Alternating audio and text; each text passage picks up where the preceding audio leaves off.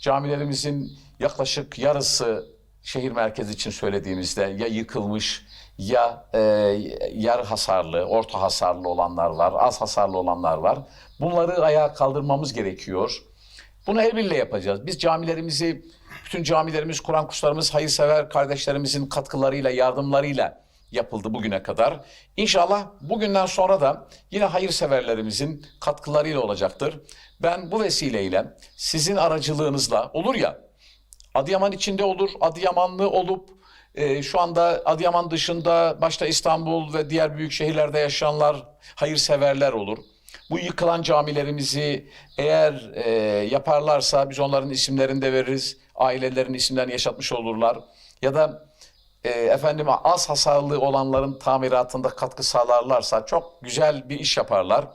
Bu vesileyle ben bütün hayırseverleri de Adıyaman'ımıza davet ediyorum. Adıyaman'ımızdaki camilerimizin tamiratı, tekrar inşası, yeniden yenileri yapılması gerekiyorsa onların yapılması için bütün hayırseverlerimizi bekliyorum.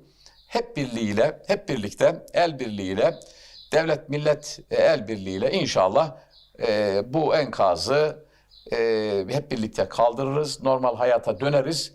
İnşallah 5 yıl ilerisini düşündüğümüzde, geri döndüğümüzde hiç depremi yok gibi görürüz. Bütün temennim, arzum bu istikamette. Biz de bu konuda üzerimize düşen görevi yapmanın gayreti içerisinde olacağız.